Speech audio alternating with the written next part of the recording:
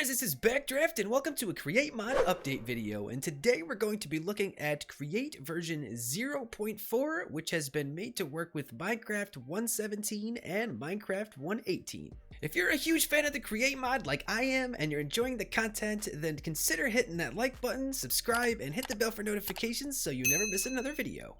So the full list of changes for this version of Create can be found on the CurseForce page, but I'm going to go over all of the ones that I find noteworthy, and there's a lot that's been changed in this version, so let's get into it. The first thing I want to mention is that the adjustable crates have actually been removed from the game, and the new vault block has been added. So the vault is essentially a fluid tank, but for items. You can make it as big or as small as you want. You can have just a single block as a vault. The single block can actually be extended out 3 to make an even bigger vault. Then the next size is you can have a 2x2, and the 2x2 can actually be extended out 1, 2, 3, 4, 5, 6 blocks. And the biggest you can have is a 3x3 that goes out 9 blocks. So you can put items in and take items out of the vault using belts with funnels. So if you actually have a funnel attached to the side of the vault, you can manually add items to the vault by coming up to the funnel and just right-clicking the item into it. So I can't wait to see how people are going to use vaults. One quick thing that I whipped up is actually a really small item filter. So if I put a diamond, an emerald, or redstone dust into here and it goes into the vault, it will actually get sucked out through the appropriate funnel. So the first one will pull diamonds, the second one will pull emeralds, and the third one will pull redstone dust. So as you can see, it's going to come out in the correct spot. This is actually really cool.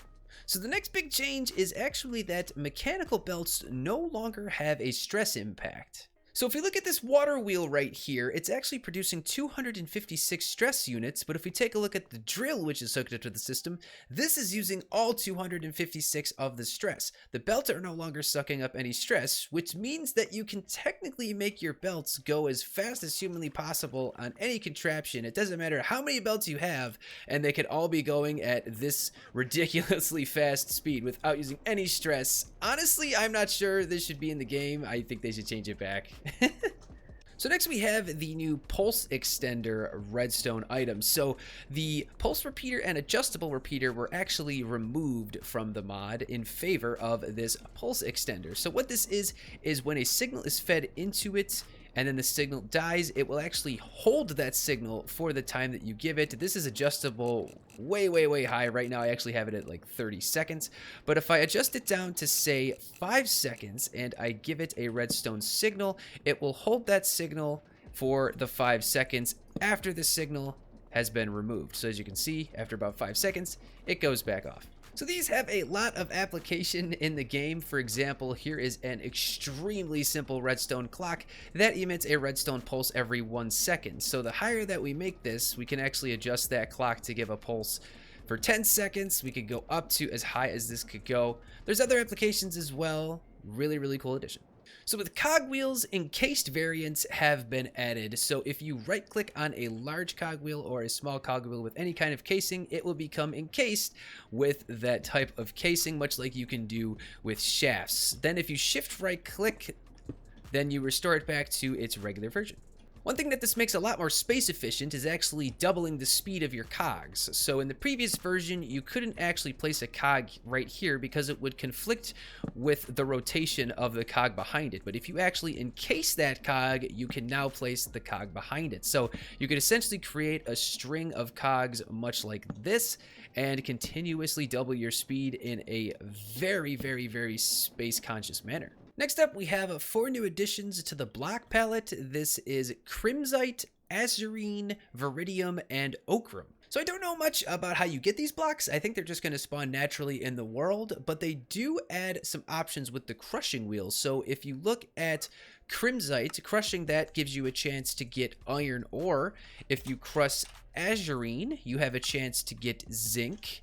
Then we have Veridium. Crushing this gives you a chance to get copper. And finally, Ochrum. Crushing that has a chance to get you gold. Pretty cool.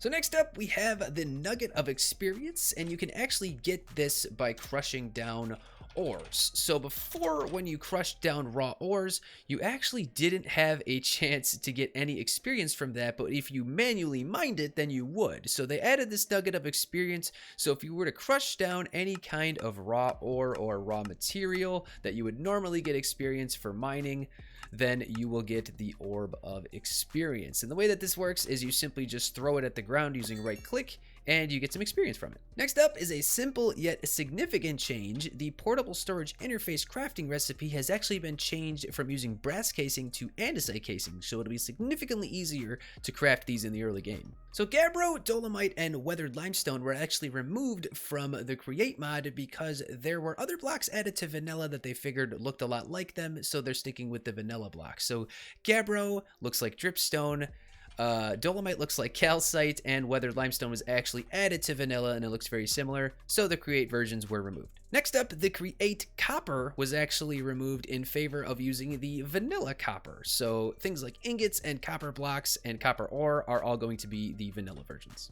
So chromatic compound and refined radiance have been completely removed from the game. There are no longer any recipes that rely on them, and you can't actually even get them in creative mode. The only way you can get them is by using commands to give them to yourself. So these are completely gone. I believe the only thing that required, I believe it was the refined radiance, used to be the wand of symmetry, but the recipe for this has been changed to 3 glass, an ender pearl, a precision mechanism, a brass ingot, and obsidian, and a mechanical crafter. So that does it for most of the big changes to create version 0.4. So if you guys want to start 1.17 or 1.18 Minecraft worlds with the create mod, you can now do so. Please let me know down in the comments what your favorite change is and what your least favorite change is.